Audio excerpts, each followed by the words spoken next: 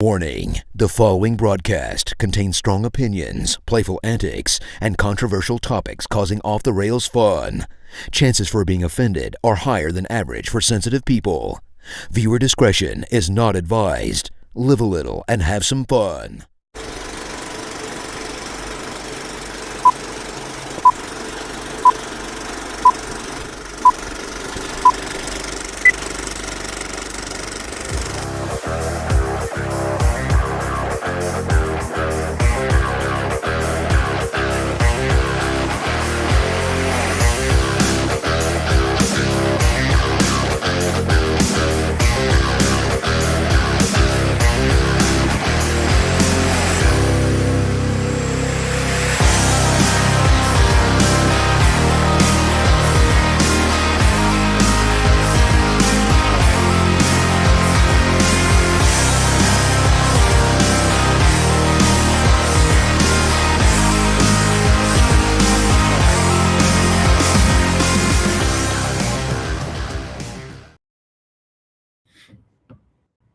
Hello, everybody, and welcome to another episode of the Coach's Box, Call It Like We See It podcast.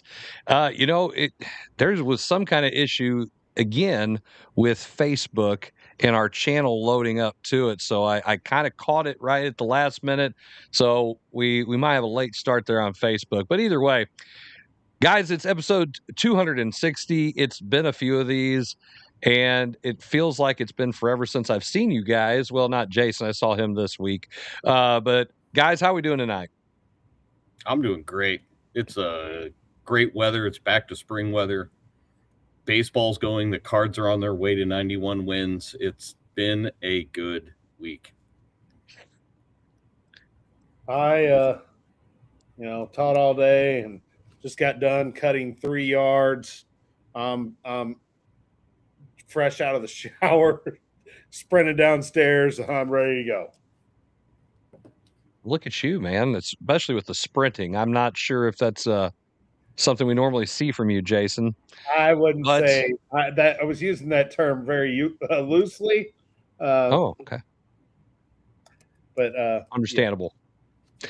Well, we're going to mention some St. Louis Cardinals talk coming up later on in the show. But, guys, there's this.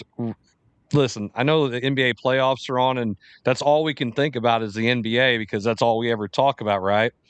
No, definitely. That must be some other show.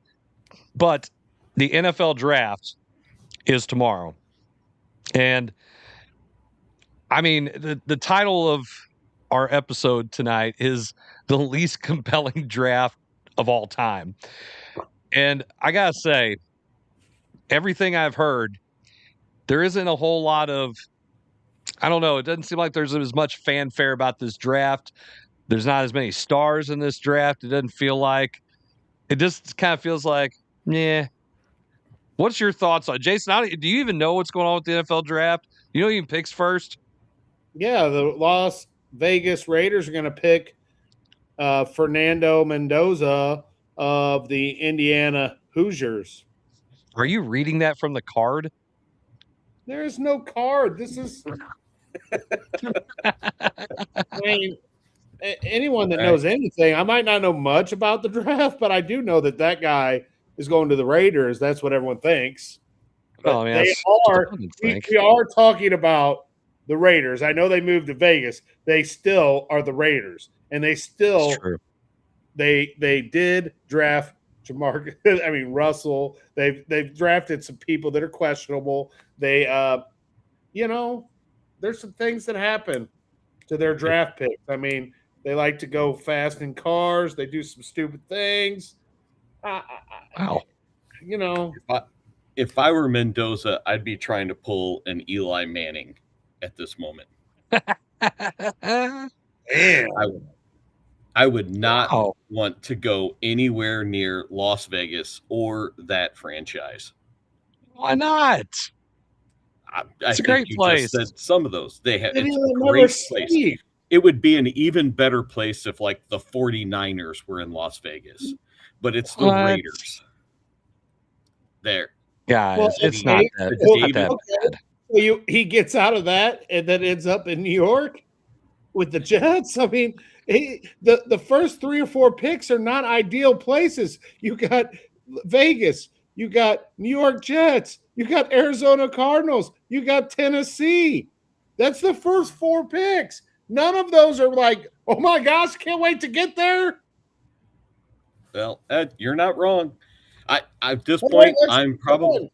And then you got the Giants. Then you got the Browns. Then you got Washington. We don't even know what their name is. Oh wait, Commanders. Then you got New Orleans. Wait, they changed their name again? No, I wish. I hate the Commanders. Terrible name. And then you get the Saints. Okay, I guess and then Kansas City at 9. Then the Giants again. So you could have 2 chances to go into the Giants. I mean, flip a coin there, Kevin. The first 8. The Giants aren't taking a quarterback. They have the QB of their future in Jackson Dart. Yeah. But no, you're not. You're 100% correct. But Could you imagine? Okay, so you pull the Eli Manning and you end up in Cleveland. Yeah, I have no idea. At least they have like one of the best defensive players, in the league. And you end up in a quarterback room with like 8 other quarterbacks. Well, there's probably 8 only other guys that play quarterbacks. Yes, the best seat in the draft right now is either Ty Simpson or Garrett Nussmeier. Why? Because they're going to be quarterbacks 2 and 3, and they won't go anywhere in the top 10 or 15. They may not even go in the first round, which is why this is the least compelling draft ever. There may only be 1 quarterback taken, and that's the number 1 pick in the first round. Ty Simpson and Garrett Nussmeier may go in the 2nd or 3rd round, and that's just – it doesn't make for good television if you don't have quarterbacks going, high-profile faces of franchises going. The 2 biggest names in the draft going are going to be Jeremiah Love and Fernando Mendoza. And it's just going to be, where's Jeremiah Love going to end up? And if he ends up in the first 15, yes, if Love ends up in the first 15 picks outside of Kansas City, those are all dumpster fires of a place for a running back to go. So, I mean, you hit the nail on the head when you said that there's really no great quarterbacks. I mean, Mendoza's good. Don't get me wrong. And he's got a lot of upside and he's got a lot of intangibles. But, man, I'll tell you what, like Ty Simpson could be the green room guy. He could be the Aaron Rodgers. He could be the Brady Quinn. Where will he get taken? Will he get taken? Everybody's talking Pittsburgh might jump up and get him. That might not be a bad idea for Pittsburgh unless they absolutely think that they've got Aaron Rodgers for 1 more year and they can't upgrade in other areas that they need. This is not a loaded draft with big-time talent, like can't miss, once-in-a-lifetime generational talent. I think there's a lot of solid guys, and solid guys don't sell tickets. They just help you win. So it's not like it's not must-see TV. For me, it's going to have to be somebody falling way past where they should have been, like a Shedeur Sanders. But those are, or Aaron Rodgers, those are quarterbacks. If Jeremiah Love drops past the 10th pick, which I don't think that's going to happen. But if it does, that's a big story. That's compelling. I don't see it happening, though. If someone trades up into the top 10, that could be a big deal. Other than that, this kind of like, yeah, whatever. It's the NFL's it's their biggest off-season event, and they try to have football 365 days a year. And I'm going to tell you right now, by the time they get to day 2, everybody's going to be like, yeah, whatever. Ratings will be bad. They're going to have to move it to the Ocho because that's the only place that's going to get any ratings at this point. Yeah, but I mean, when the biggest star. Okay, go ahead. Especially if you don't have a team like us. Yeah, I mean, like St. Louis. I mean, I could care less. Yeah. I wonder that this changes a little differently, and like Vegas isn't really a hometown type of team either. It's a tourist city type of thing. But when your number one name in the draft was a backup quarterback at Cal Berkeley 2 years ago, you know you're in some trouble. Troy Aikman said it really profoundly on, I can't remember what show he was on. Quarterbacks need to have 50 high-end starts before they're ready to play in the NFL. And that 50 starts could be in college or in the NFL it starts. That's when they're really good before they get better. That's like, you got Brock Purdy had a bunch of starts at Iowa State, which made him more prepared for the NFL. I don't think Mendoza's prepared to be an NFL quarterback. He hasn't had that many. He had one really good year of starts, and I think half a year at Cal Berkeley.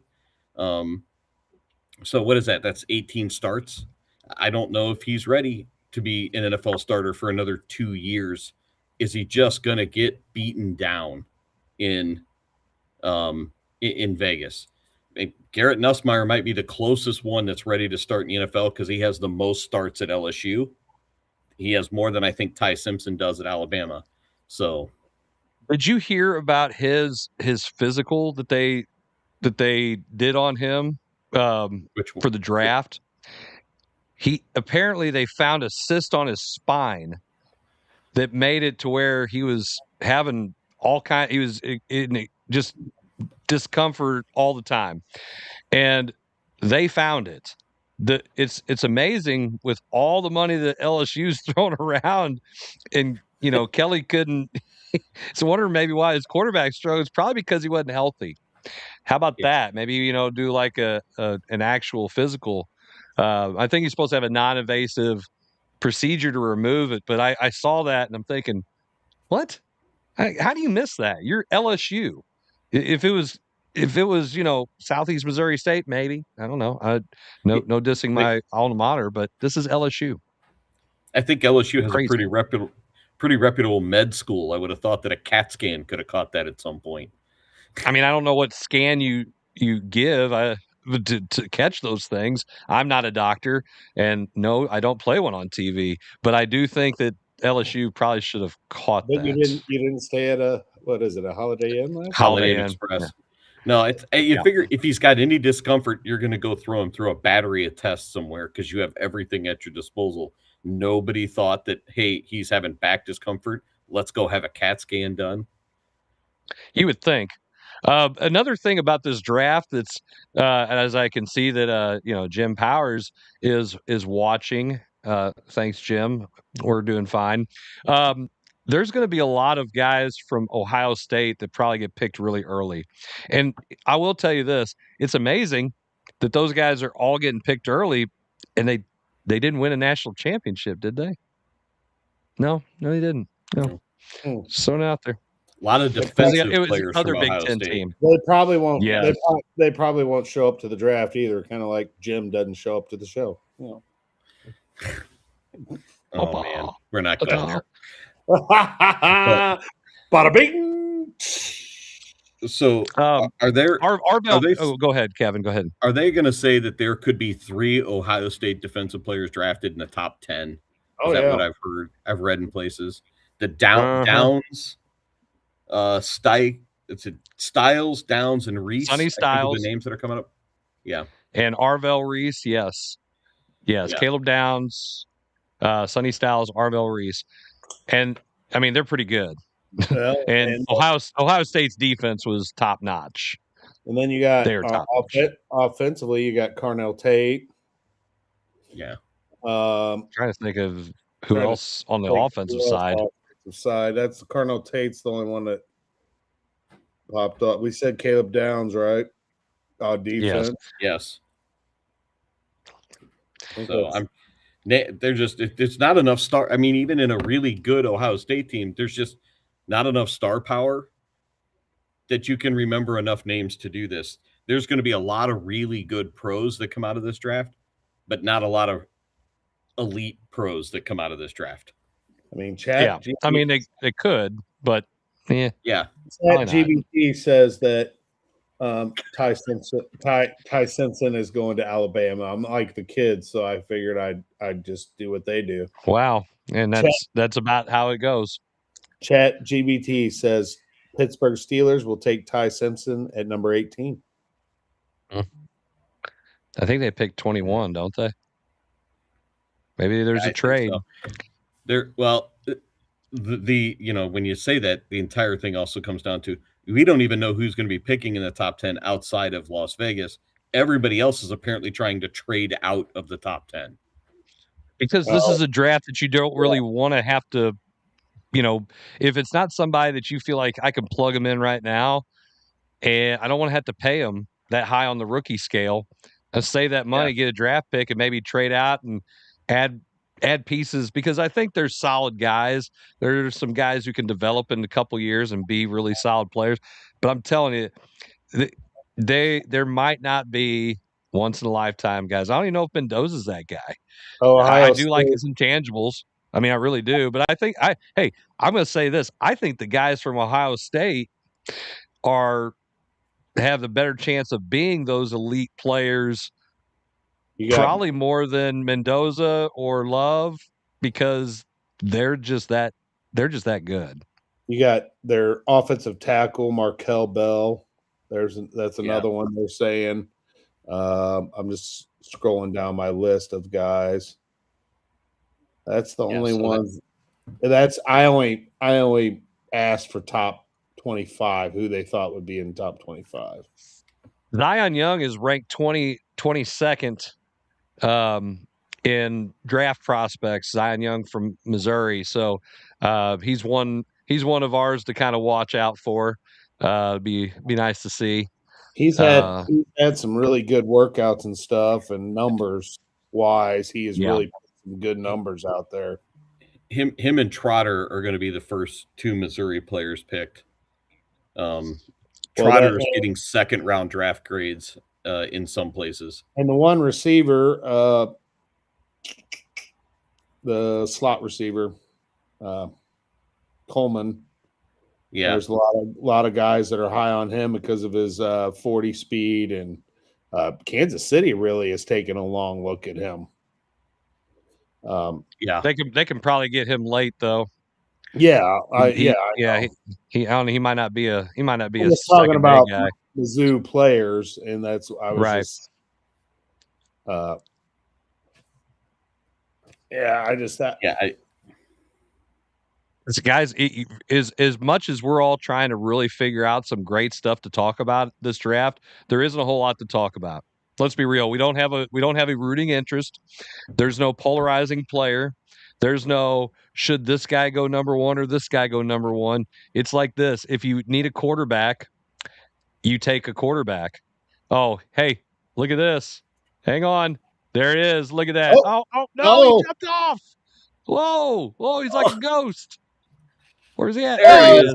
Oh, well, there he is. He's back. The Ohio State fan right there. There might be a kicker drafted in the 4th round this year. 4th. Wow. 4th round. Trey Smack welcome out of Florida. To the show. It's been a bit. Hi, boys.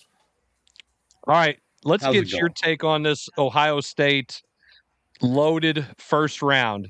I know you're dying to tell us. Well, it's just not Ohio State. Notre Dame could have 2 running backs picked in the first 5. Yeah. I mean, there's at least in the top 10. I mean, so you look at Ohio State and Notre Dame, they conceivably could have 5 first-round picks in the first 10 slots. It's ridiculous. I mean, Jeremiah Love, where does he go? I know a lot of people are kicking the tires on the Giants. And can you imagine him and Scattaboo together in that backfield? Wow. Holy Moses, that would be sick. Jerry Jones is trying to move up big time to get his hands on Jeremiah Love in a Herschel Walker like draft trade type of thing. Guys, he won't make it past the Titans unless he gives a Herschel Walker draft. Absolutely, yes. The Titans are going to take him if he's out there. He will not make it past there. That's one of those things. It's Tennessee needs a running back, and Pollard's not it. They're gonna draft him if he's there, unless you give up your kidney and the rights to your second-born child, and 2 first-round picks. Oh, and 2 first-round picks. And Jerry Jones is known to do stupid stuff like that. Yeah. Yes, he will. And definitely do something. He would. He'd give up Jerry Johnson. He'd give up Johnson's left kidney for that one. He'd give up his son. He'd trade his son as the general manager to get that. But no, I mean, you're right.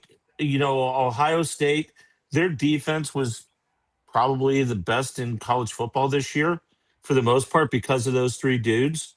And there's a lot of conversation. I was actually driving from the airport down here in Dallas to where we've got our outdoor track and field championship, and was listening to an interview with 2 of the guys from Ohio State. And there's a lot of people that think they're going to go back-to-back picks.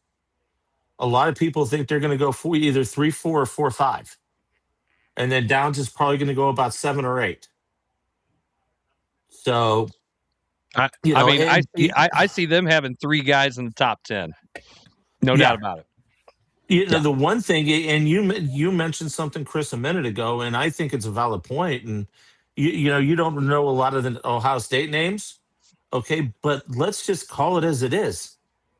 There's just not a lot of big names in the draft this year. No. There's not. I mean, Ty Simpson. The only reason Pittsburgh is gonna make a run at him is because nobody knows what in the world Aaron Rodgers is going to do. He was supposed to give Pittsburgh a decision this week, and he hasn't, which is typical Aaron Rodgers prima donna BS. And he's holding them hostage like he's done in the past with other teams. Well, Aaron Rodgers is probably out in one of his rooms, USA.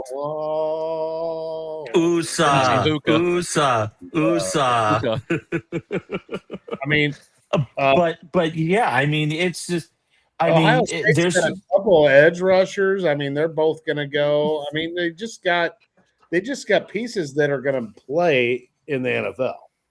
Oh, absolutely. Well, absolutely. I think we can say it this way. Even I give you, they got pieces that are going to play in the NFL. One thing. I'm sorry, Kevin. Go ahead. I was just going to say, there is enough defensive talent in here in this draft in some ways that this is a dichotomy of what the issue with this draft is if you drafted on talent alone, there wouldn't be a quarterback selected until the 3rd round. The dichotomy. Yeah. Kevin using big words dichotomy. Tonight. Yes. Sorry, we're all about educating, right? And I don't even teach English. True story. So many things I want to say to Chris. Just be nice. Be nice. Say whatever you want, I guess. I don't give a rat's. I already but here's foot on one job. I don't want to do it on any other. Oh, geez. You never know. Go ahead. There's one comment that was made. EJ Manuel, who I really think does a great job on Sirius College Sports Network. He's co-host of the afternoon show. And he made a comment. And when you think about it, it makes sense. Right now, the Big Ten is a little bit ahead of the SEC, except in one area, the draft. SEC, heads and shoulders, has been way above everybody else. He thinks this could be the year that the Big Ten actually catches the SEC a little bit because of some of the talent. Not only, I mean, you're talking Menendez is going to go 1. We all know that. He's going to go to Vegas and probably flame out and, because Vegas is just a graveyard for quarterbacks. And then you got the Ohio State dudes. I mean, it's going to be really interesting to see how this shakes out between the Big Ten and the SEC when it comes to actual first-round draft picks this year. I think Ohio State probably outdoes the SEC themselves on first-round draft picks this year. At least three. At least three, and who knows? Yeah. Who knows what could happen? There may be. I mean, they've got a couple stud offensive linemen as well that are that are coming out that could get a look later on in the first round.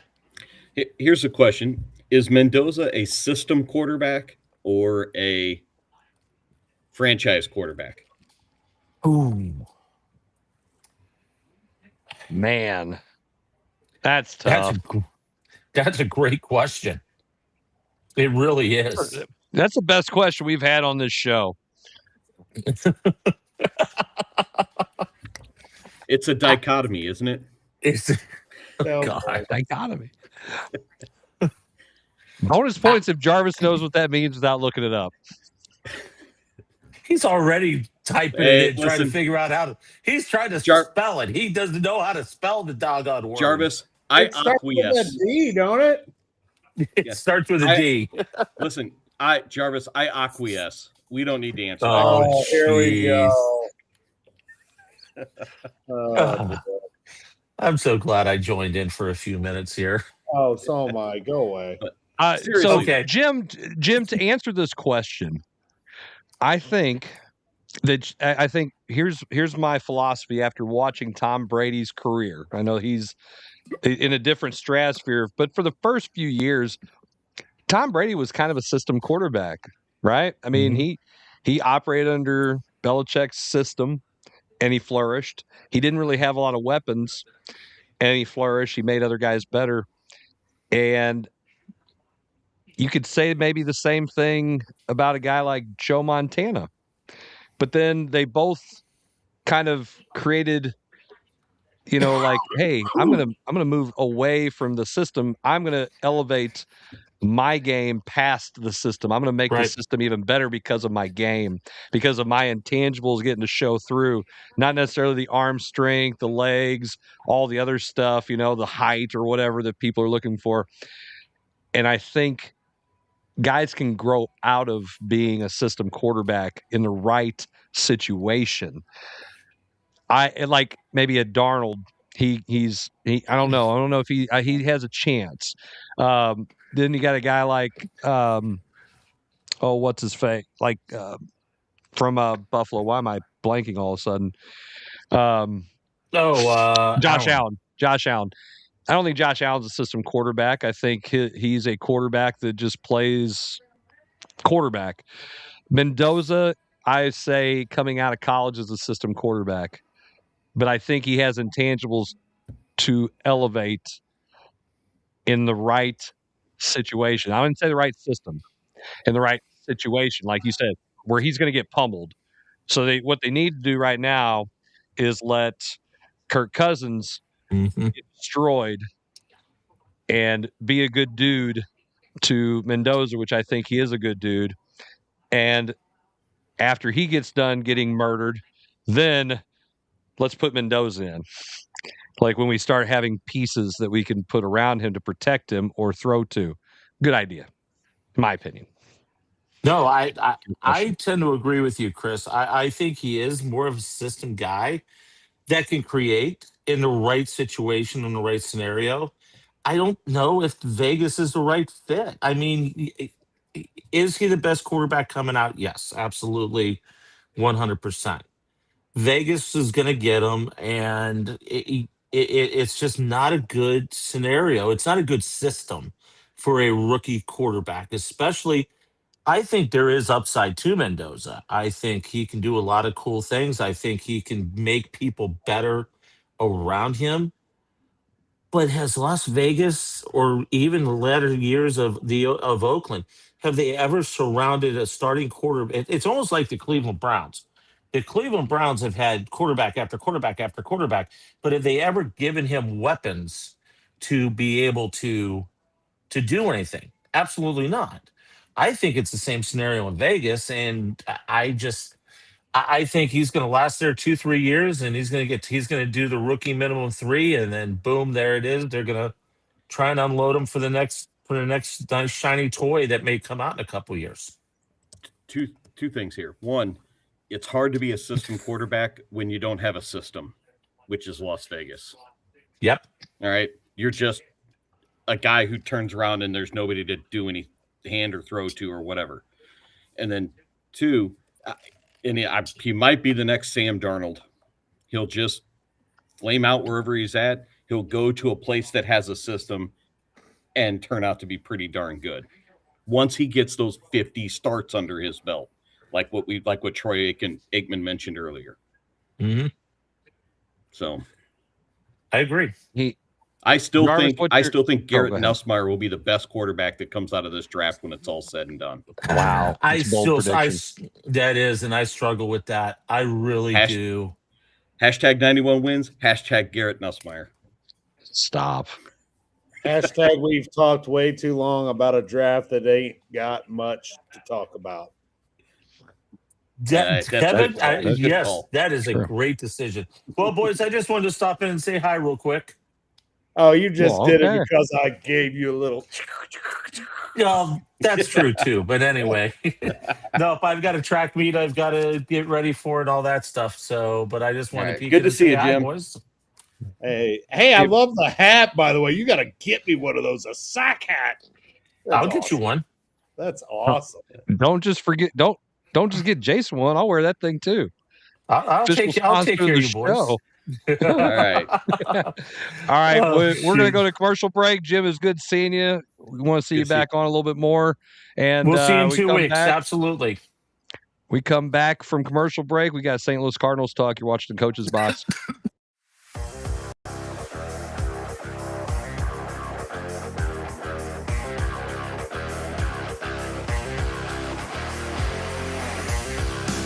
I'm an action hero, and like in every epic chase scene, there's no way I'm getting away without hitting a fire hydrant.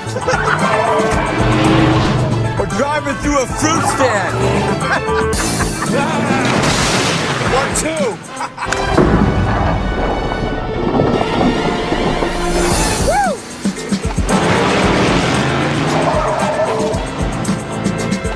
2. Looking good. Road closed? Not today.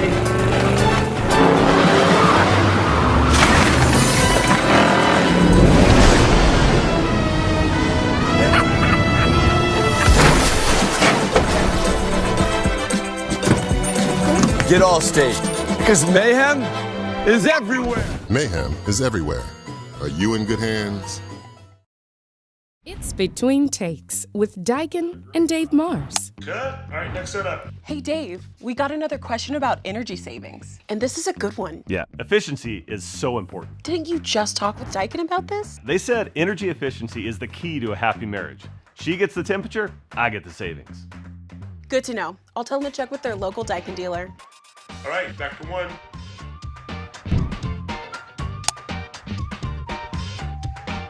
Give Home by SMCI a call today at 636-337-4444 or email them at service@homebysmci.com. Check out Elite Collectibles, now with 2 locations.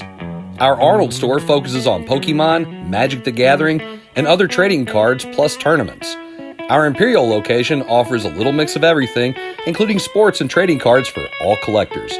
And don't forget, we host consignment auctions every Tuesday. Stop by, hang out, and see what you can pull at Elite Collectibles, now with an Arnold location and an Imperial location. If you love sports at every level, there's only one place to be. Gateway Sports covers it all. Preps, college, and the pros. Real coverage, real voices, real passion for the game. From live shows to podcasts, Gateway Sports connects the region like nobody else. Proudly powered by First Form and Recalibrate.com. Visit gatewaysports.net. Every level, one gateway.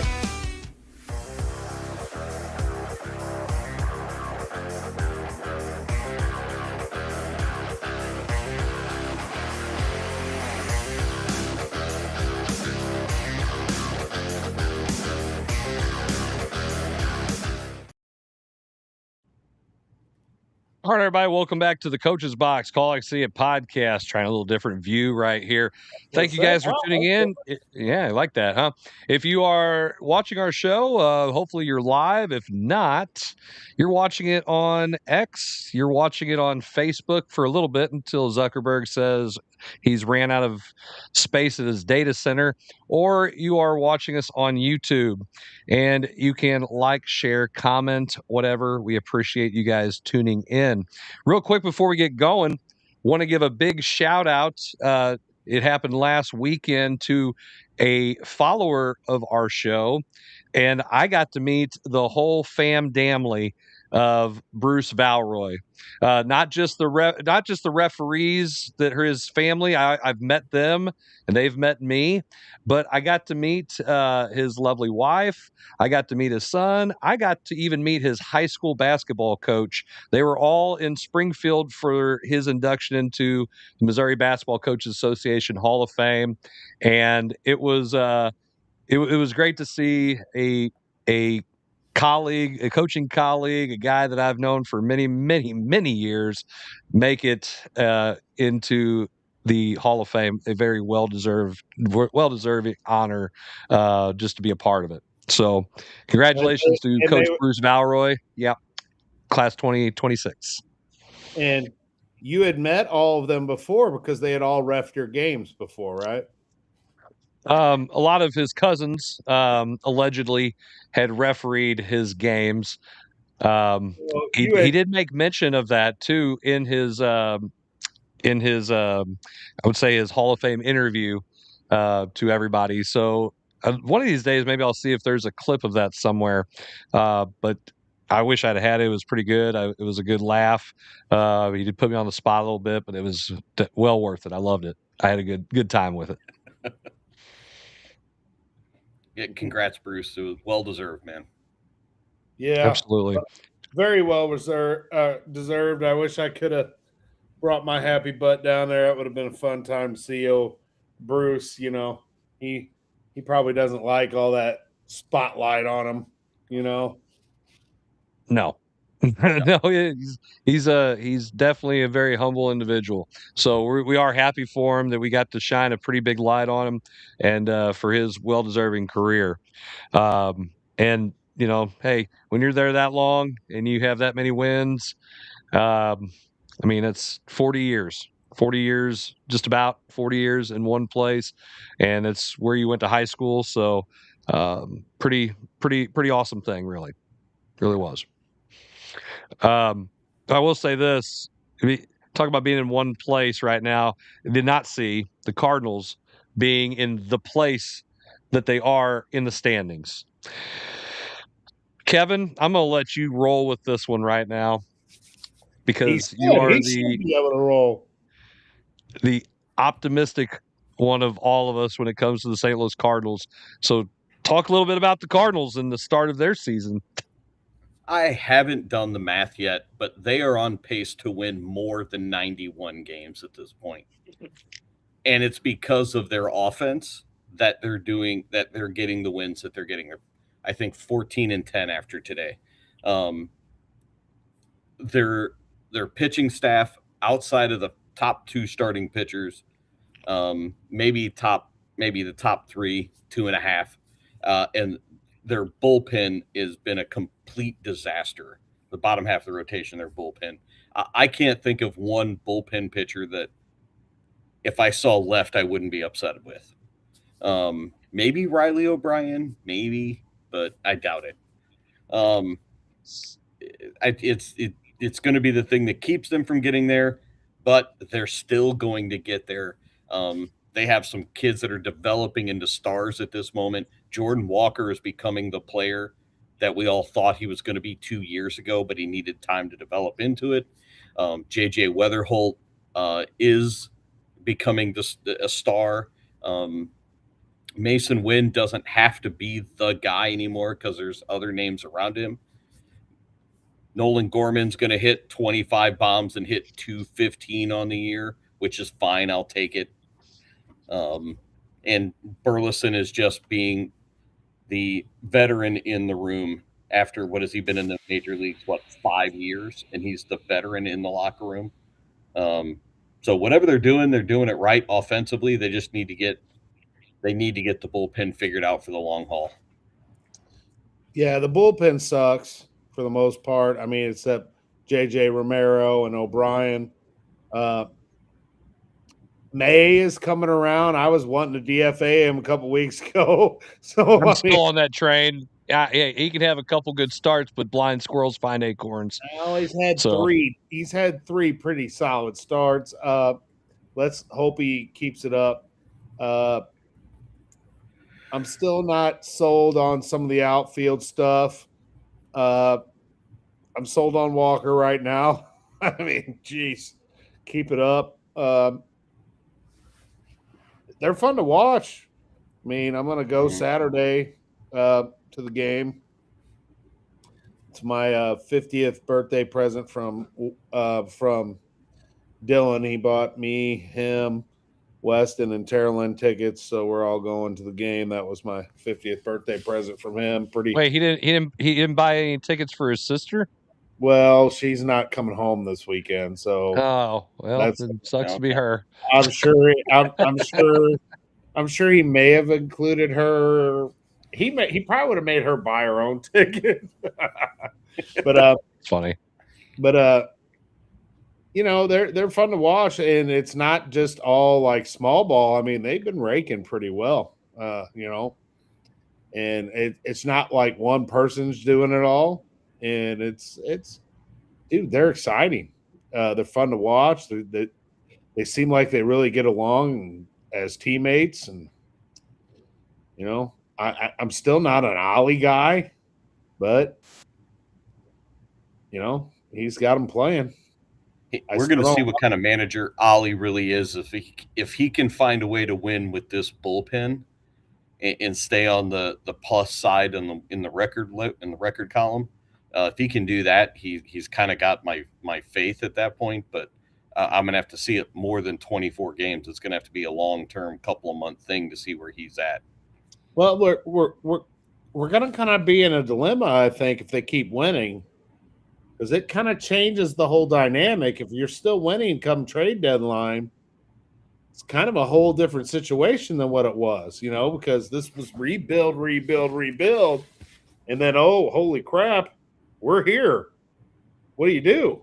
I mean, I think you can still move pieces, and the thing about like relief pitchers that have some upside, you can move those guys if they have if they're expiring contracts or have maybe 1 or 2 years. You can move if a guy has the rest of that year and one more.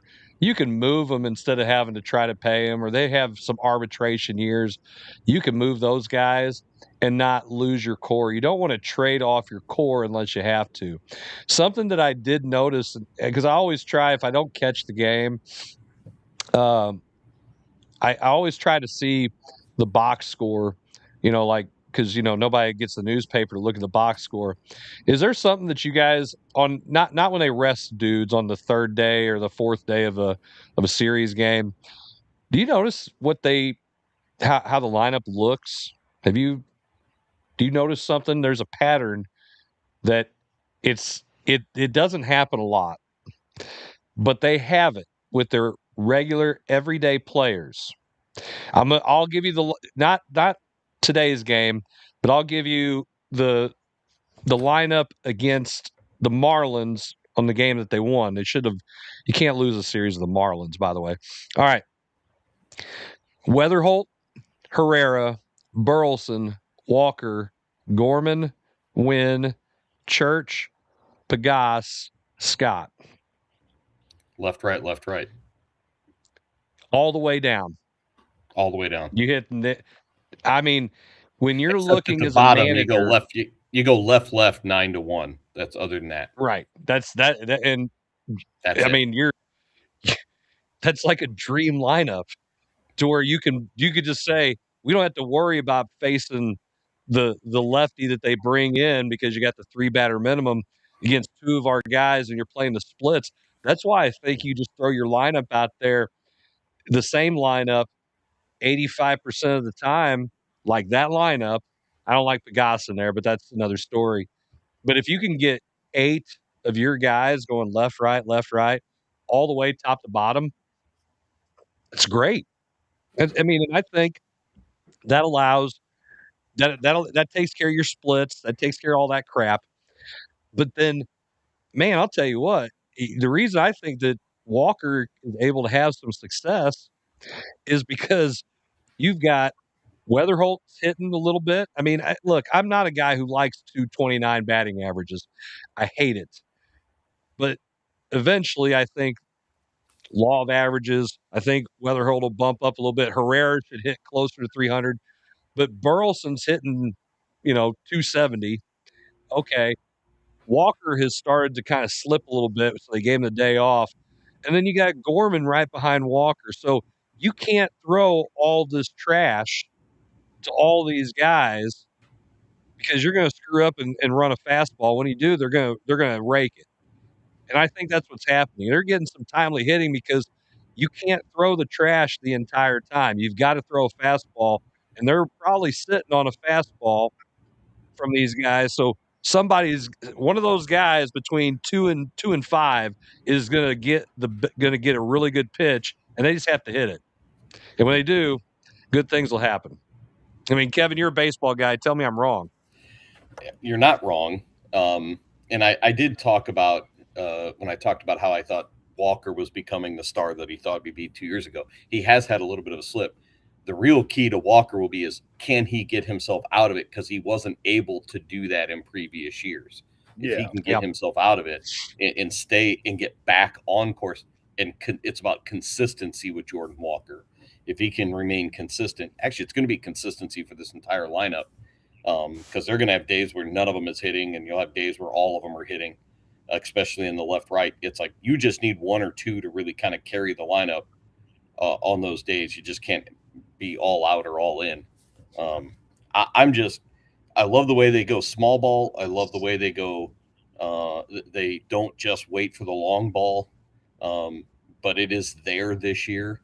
Herrera's going to hit a ton more than what he has to start the year. I think he spent a lot of time focusing on the catcher position in the offseason, and you can see some improvement there.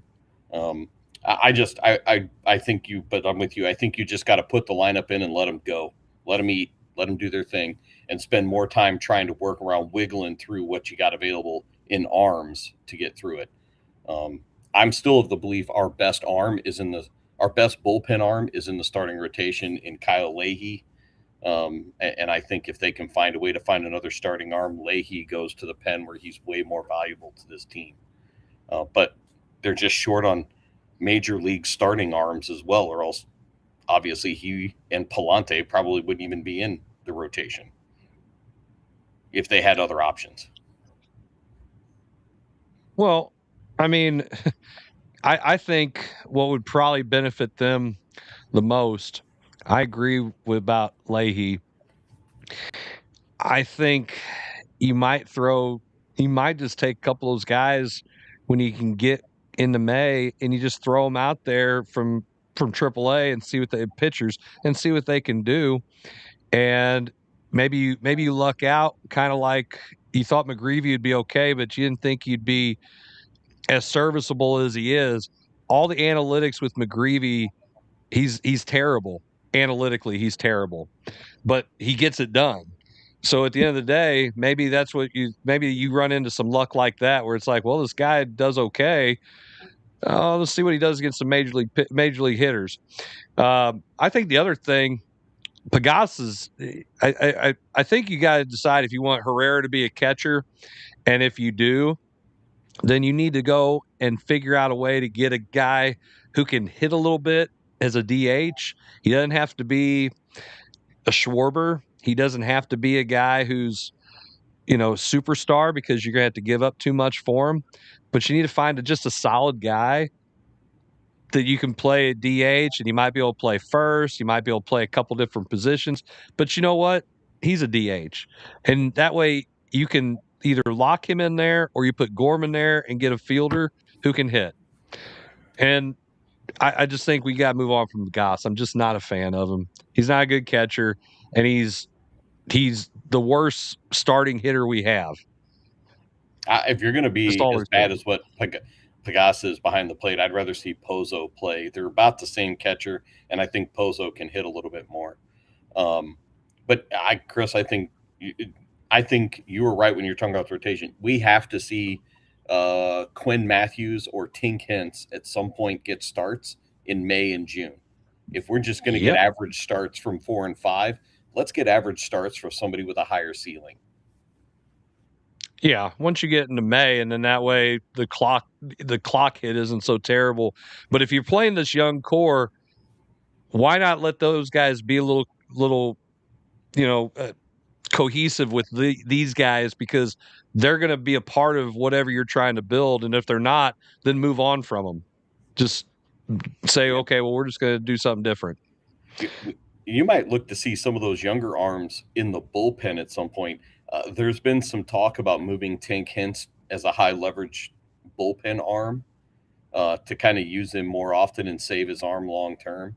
So you might see Tink Hintz in the major league bullpen in the next couple of months or so, which wouldn't be a bad thing to do to transition him through if that's what you want to do. But yeah, I'm with you. If you're going to go young and you're not being very good, and if the older veterans that they have there were better, I'd go that route. But if you're going to go young and just be average, go young everywhere. I agree. I would bring up Jimmy Crooks.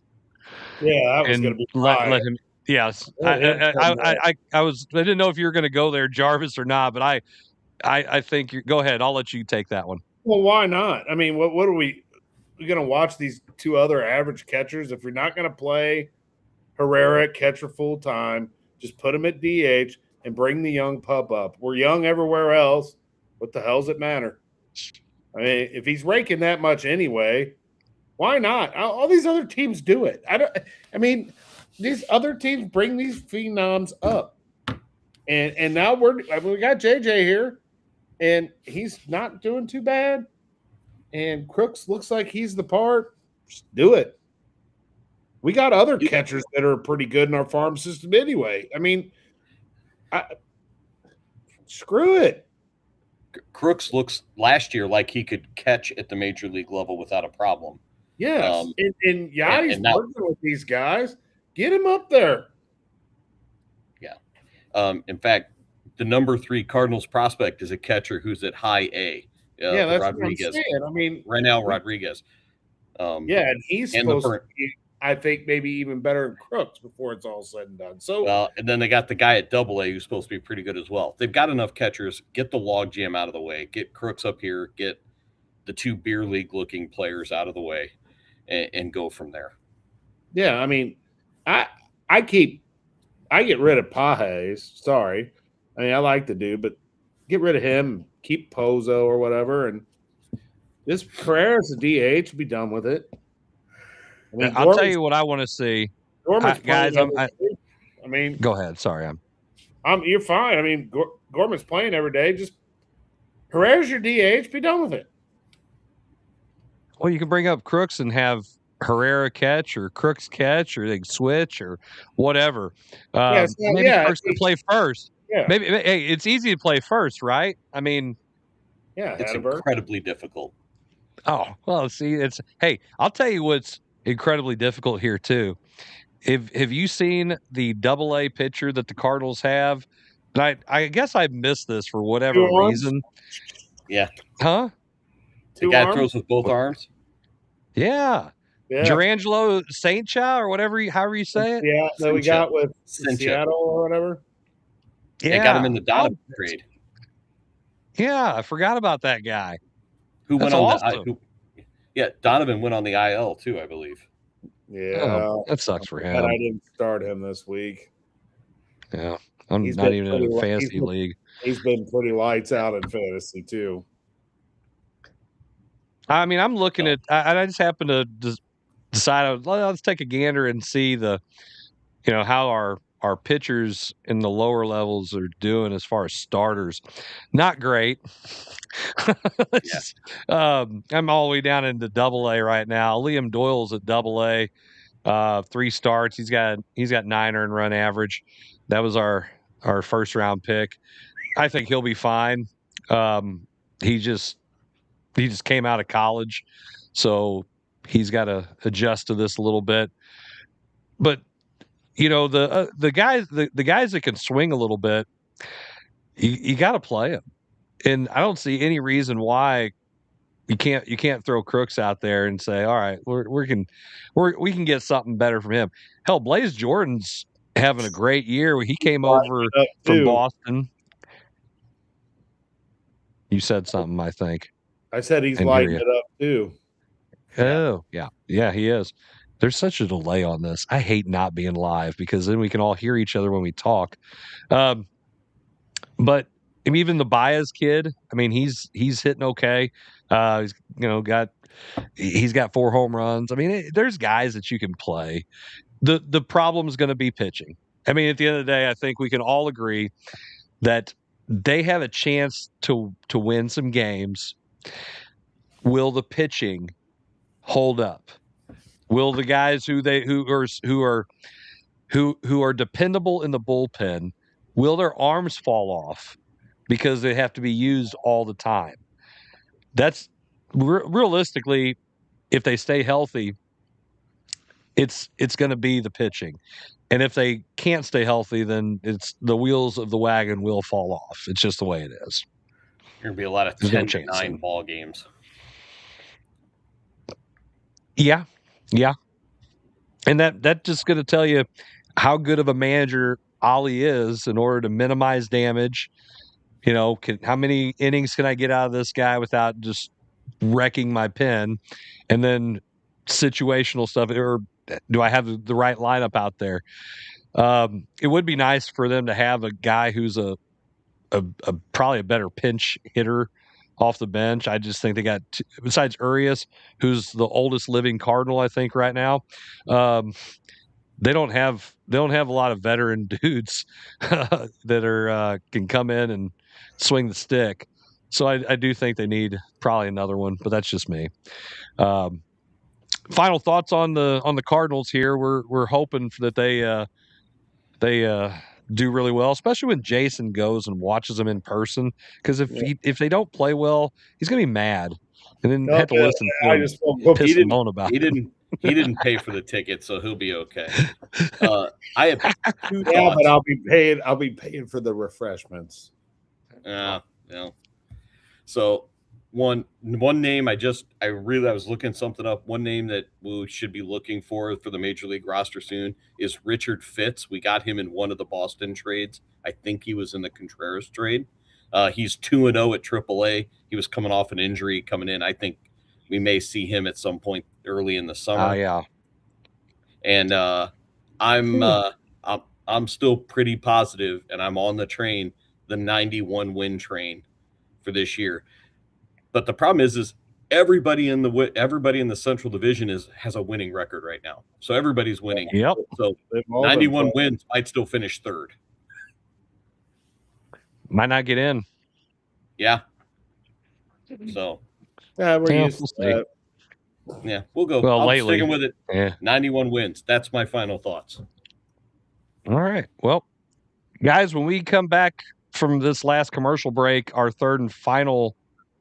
Okay, well, we'll definitely talk some Mizzou. We got to talk a little bit of the Blues, and then we'll have a show that's complete, but we're not complete yet. You're watching the Coach's Box. We'll be right back.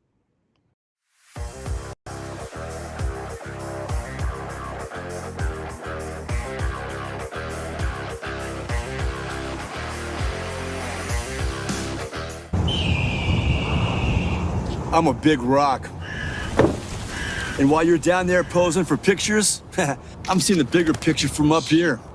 And this little birdie's telling me it's time for this rock to roll. Photo bomb!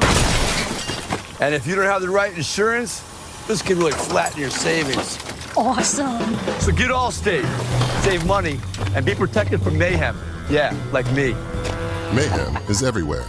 Are you in good hands?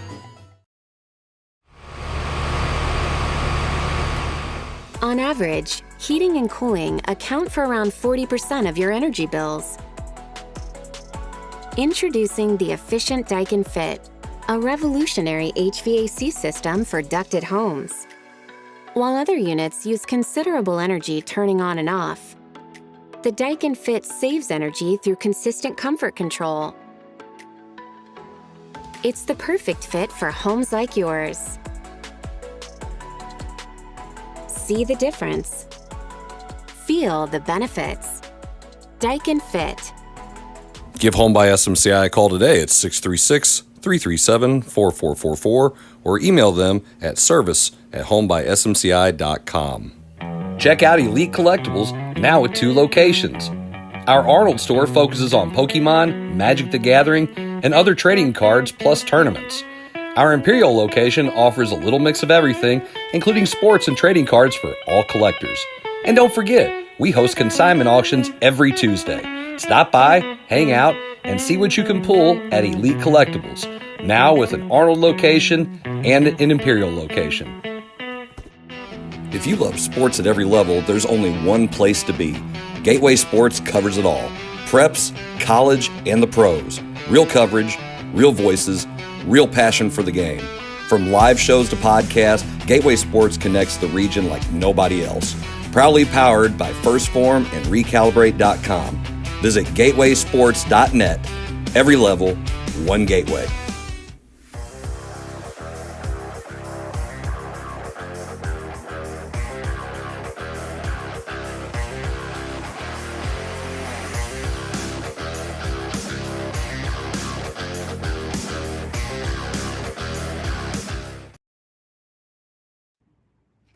Hello, everybody. Welcome back to the Coach's Box Call Like We See It podcast. This is our third and final segment of the show, and we're going to jump right to it. I know Jarvis is rearing with excitement to talk about the Mizzou Tigers. Jarvis, why don't you just take it away? Man, how about Dennis Gates and the pickups he's gotten so far for those Missouri Tigers basketball fans? I mean, to be able to steal a Kansas Jayhawk and bring him to the Mizzou Tigers and Bryson Tiller, that was phenomenal. Wonderful. Big pickup. I like the pickup from Providence and Jameer Jones. He really highlight dunker, but he can do a lot of things. He can handle the ball. They say he's a small forward, but he kind of leaked out that they're talking about playing him maybe as a 2 guard with Jason Crow. And then you got Jalen Carey, the guy from Tennessee. And, these are top 50 type transfers that Mizzou are getting. They're still looking now at Jalen Reese from LSU, Josh Holloway from Texas A&M, Jeremiah Johnson from Campbell.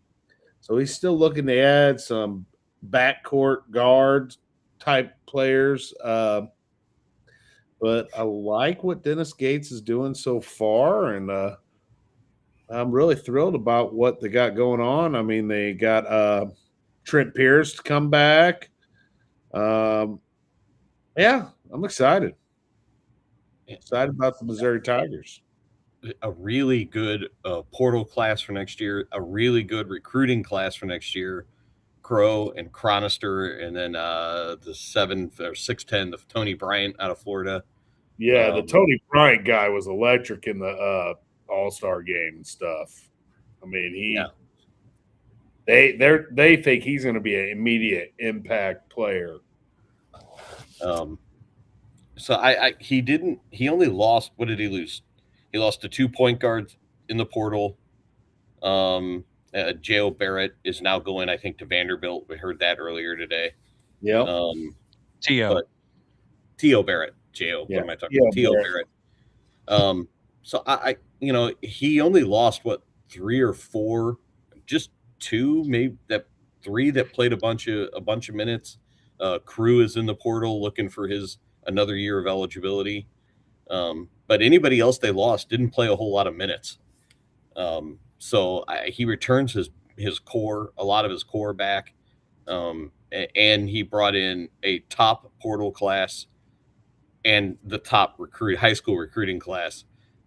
It's a matter of, can he get them all to mesh together and play, which seems to be his MO. He can do that. He can get kids to play together. I mean, Yeah, I think. Go ahead. Go ahead. No, you go ahead. Well, I mean, if you know me, I speak very highly about Dennis Gates as a person. You listen to him at the clinic. The guy knows the game. He is a leader of men, and I think he gets, I think he does things the right way. I think there's just been, it's always like we just can't get over this hump and do as well as you it's like you want to root for the guy because you genuinely believe in him. And the last couple years have been really tough being a Mizzou fan. It was really tough when they lose to Drake with a bunch of guys from Missouri. If I had one complaint about anything, I would love for us to keep our guys in state and to get them into Mizzou. And I'm not sure. I mean, it's obviously comes down to money. It's not like it used to be, because I think if we didn't have NIL stuff, more kids would end up at Mizzou because of Gates. But due to the fact that we don't, we do, but we don't. I do like this group of talent that's coming in. I mean, they've got some guys who can play.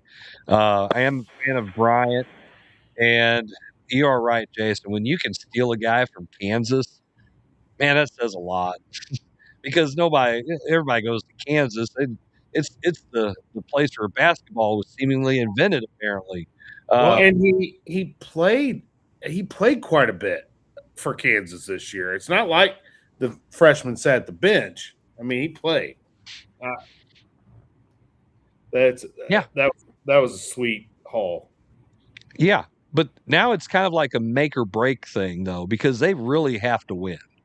And if you have this kind of group, obviously there's some kind of money that's being put out there for them. And if you're not winning, that's going to make people very unhappy. I think we're kind of at the end of I don't want to say a honeymoon, but I think the seat's going to start getting hot if there's not significant winning NCAA tournament run starting this year. I agree. And I hate that, because I really do like Dennis Gates, and I really root for him, and I really enjoy listening to him talk. I mean, he's a good dude, great dude. He's just, and his ability to relate to those kids and just the way those kids admire him and they play for him. It just hasn't, when they need to win, it just hasn't done it. It just hasn't come at the time, and I think it's because we just haven't been talented enough.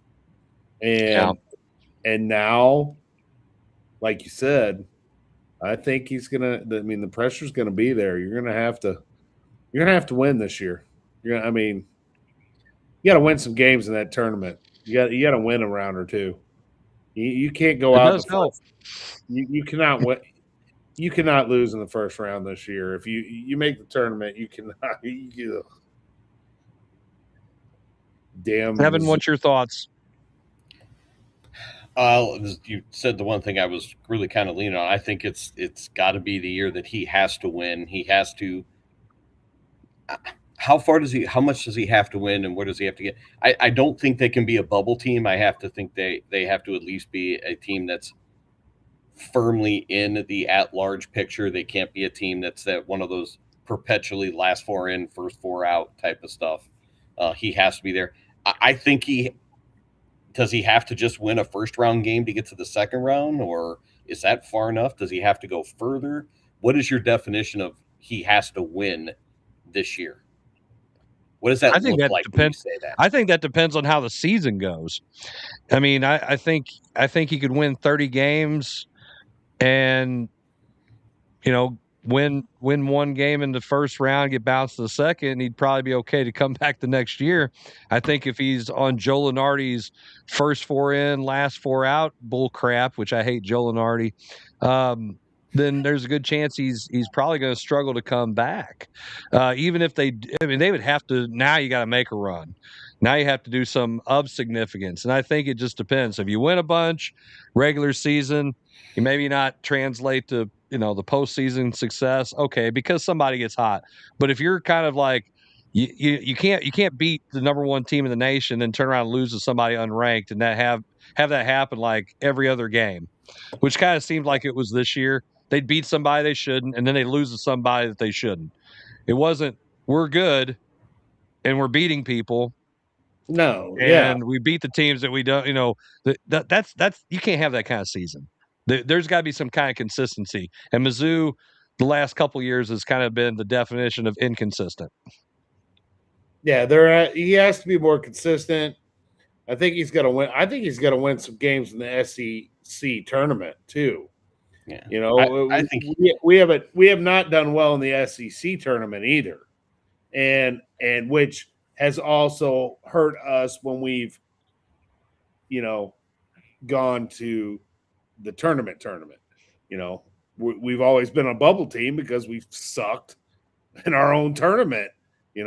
So it's like I mean, he has to make some strides. I mean, you got one of the best players, top 5 with Crow, and your draft class is one of the top in the nation. Now your portal is one of the top in the nations. I mean, I think you got to make some noise. I think your seat is super, super hot if you don't. Yeah, I agree with that. And I think he's got to have a winning record in the SEC. I think he has to probably be in at minimum the double bye situation in the tournament. Was that top, or is it top 8 maybe? Is it top 4 gets triple bye or double bye? I can never remember that part. But he has to at least have a bye in the SEC. And quite frankly, I think he's got to make at the second round at minimum. I don't care if he wins 30 games. I think you've got to make it to the second round.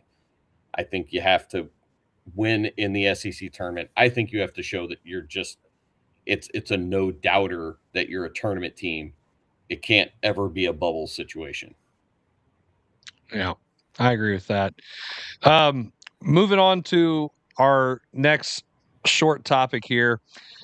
Guys, the Blues didn't make the playoffs. I don't know if anybody realized that or not, but our St. Louis Blues, well, they didn't get a chance to go to Game 7 with Winnipeg this year. They just didn't make it. So the Blues are going to have some big changes this year. They have 3 first-round picks in a draft that has 2 really good players and then about 10 solid players and then nothing. So what do you guys foresee that the Blues need to do, and what do you think is going to happen with the draft?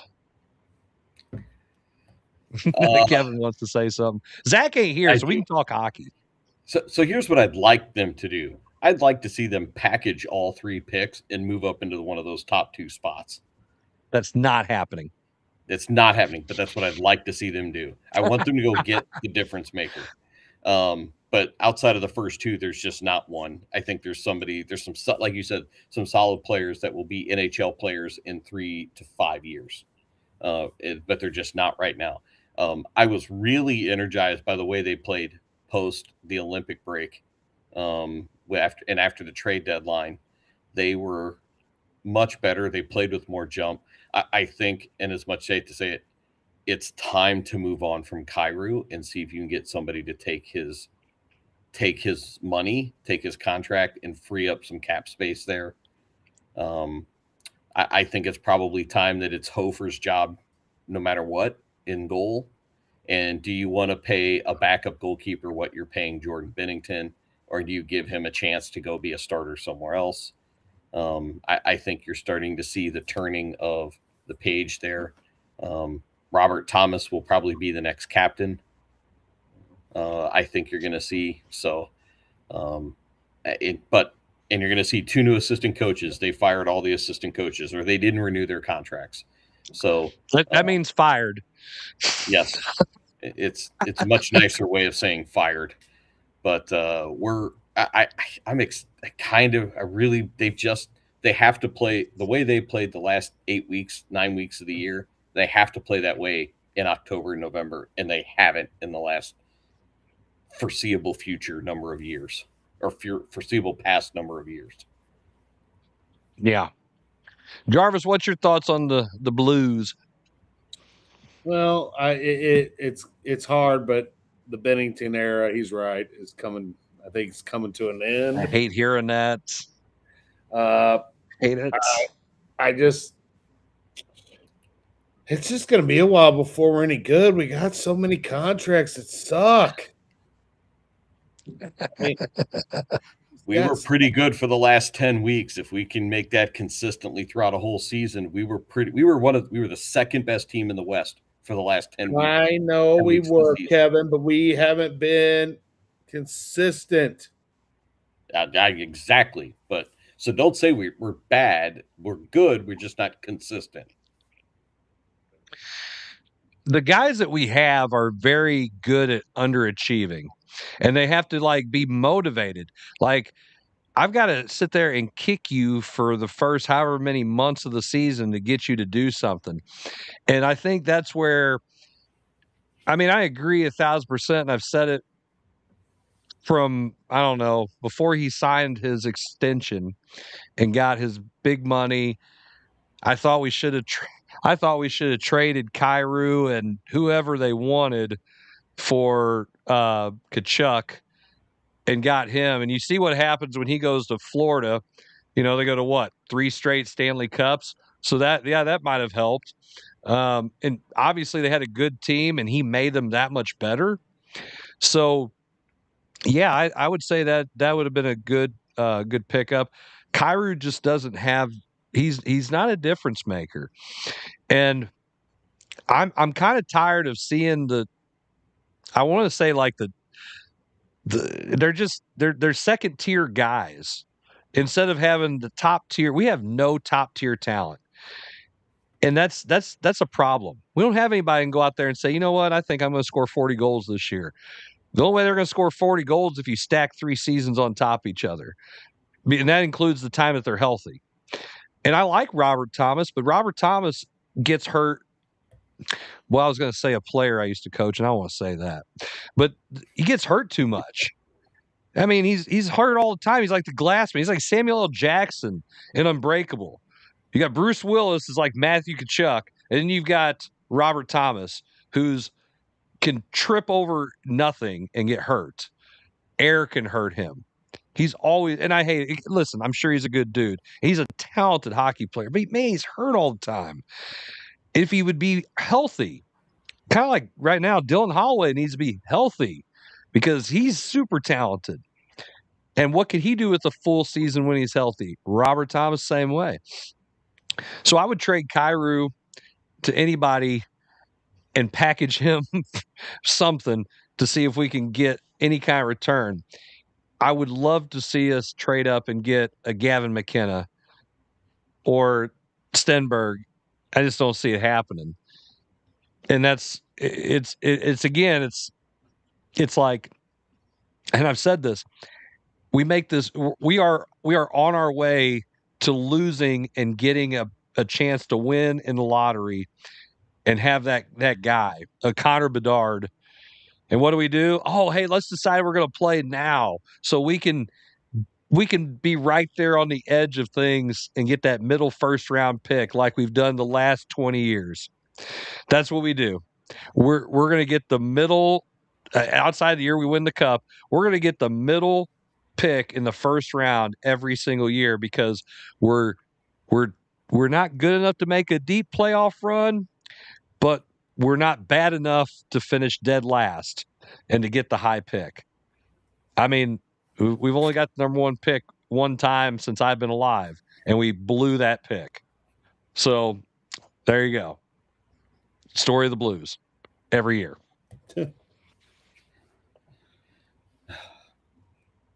Oh, and then we'll find a way to trade we'll find a way to trade our captain again too. We always seem to find a way to do that come the trade deadline. Whoever the captain would be. Maybe we should just name Kyrou the captain. Maybe he'll be easier to trade. Well, the part about Kyrou is you got to convince him to waive his no trade clause. I guess he has a no trade clause. I'm pretty sure he has a full no trade clause up until like the last couple years. But that's what I'm saying. So you're going to trade him to a contender who's going to give you a low first round pick. I mean, that doesn't help us. If you give them 3 more first rounders, they might. I don't want to give my 3 first round picks to a team like Colorado. I mean, I don't want to do that. That's true. I don't even want Buffalo now apparently decided all their talent. This is the best part about Buffalo. Buffalo has been terrible for so long, and they've had this good core of young talent that hasn't really done anything. And then this year they decided to do something, and now they're good.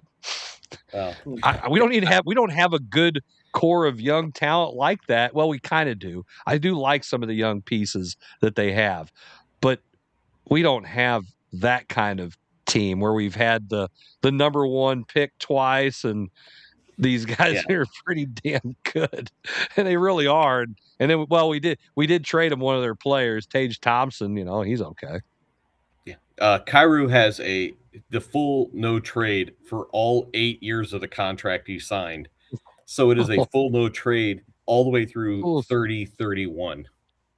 Oh wow! I can't stand. He can't be here that long. He's gotta go.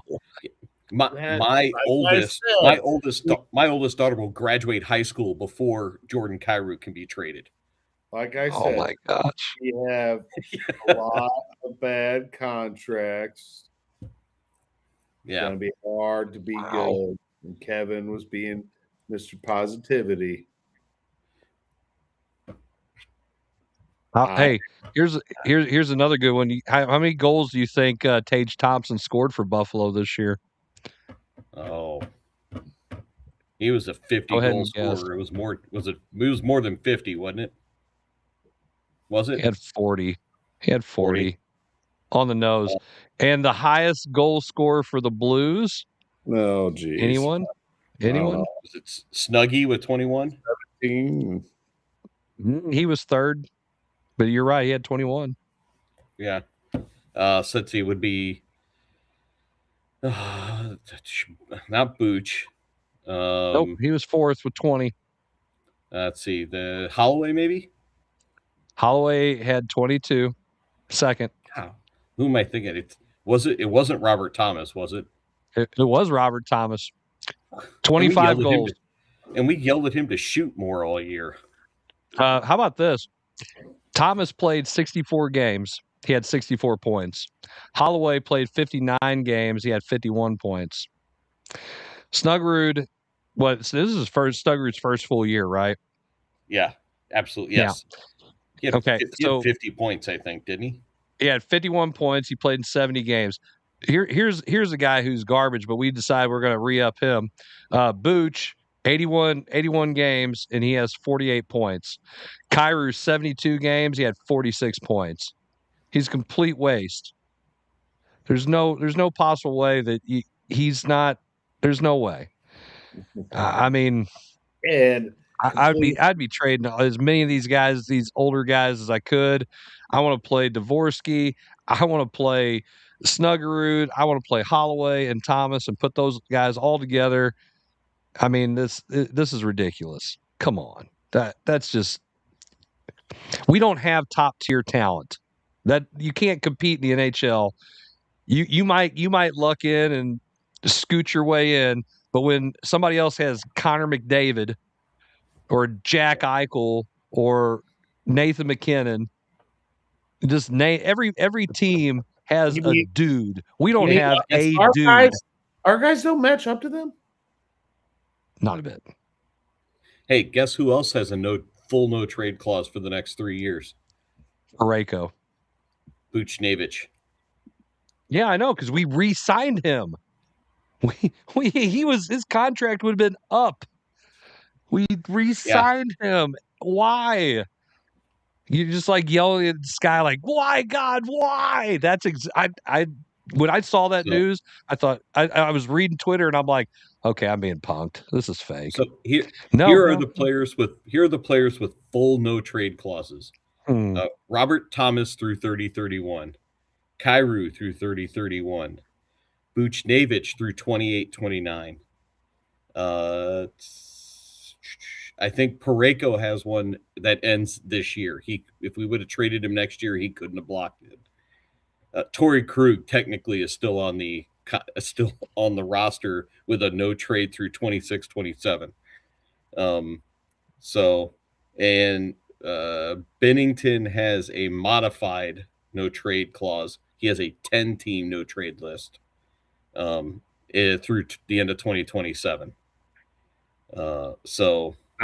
Guys, I mean, all those guys who have full no trade clauses must have went and partied with Armstrong and saw him do some weird stuff, took videos and pictures right before their deals come due and said, "Listen, full no trade clause or everybody sees this." I don't know why. I think Doug Armstrong did an amazing job to bring a cup to St. Louis, and something I never, ever thought I would see. And I think I have to wait another 50 years to see it again because we have deals like this because you're not winning with those guys. And I mean, you could have moved Kyrou before his no trade clause kicked in, and you'd been money ahead. And you could have got anybody. It seems like that would have done anything better. Look at this. We can't even match up to Dallas. They have 4 players who have more than 50 points, and one of them is a defenseman. Wow. Rantanen had 77. Wyatt Johnson had 86. Jason Robertson, one of the best players in the league, 96. They had 2 40-goal scorers. We don't have we got to put 3 guys together and stack them together. And that's just Dallas. I mean, everybody has a guy. We don't have a guy, not a single one. Dylan Gunther from Utah had 40 goals. They had 3 guys score 70 or more points. You can't win in the NHL without somebody who can get points. And our guys can't stay healthy, 2. And you can't score. You got to have 2. Because either they got to play on the same line or they got to play them on each line to make them better. Your 25 goal scorer has to be your second line centerman. And so right now, our best player is a second line centerman at best. Is this what Robert Thomas is? A second line centerman. I've said that since he came in the league. I'm like, well, he's good, but he's a second line. He's a second line guy. He's a top 6. He's a top 6, but he's not a top line centerman. Right. But we have a team. We have an entire organization full of top 9s. Yes, we have a whole roster full of 4 through 9 offensive players and 4 through 6 defensive players. We don't have a top pairing. Broberg might be a top pairing defenseman, I think. And if Parayko played the way he played at the end of the year defensively, but he's not. He has no offensive threat. He's still a number 3, I think. Well, it's kind of like this. If maybe Parayko got mad because we tried to trade him. I don't know. I mean, that's he's played better after he nixed that trade. Yeah, I'm not even mad at him doing it. Somebody gave him the no trade. He's allowed to say no. Yeah, but at the same time, it's like, hey, know when you're wanted, or play better. How about that? Yeah, we paid you the money. Yep. How about you, do something about it? Well, guys, I think as Jason is yawning here, good Lord, cover your mouth on the camera. No. Just the mic. Stinking manners. I don't have Jeez. I don't know. Guys, I think we're going to call it a show for the night. Parting thoughts, final thoughts, shout outs, anything? No. Waiting. No. We gave our shout out earlier. We gave our shout out earlier to Bruce Valeroy. We need to do a live. We need to do a live show. Yeah, well, got to get everybody together for that. It's hard to do it. Well, Jim, everybody's all things. We'll try to figure it out pretty soon. We'll be getting to the summertime. Well, for all these guys here and the ones who aren't here, thank you guys for tuning in to the Coach's Box Call Like See It podcast. We'll be back in a couple weeks with another brand new episode. Until then, we'll see you guys all later. Have a good night. God bless.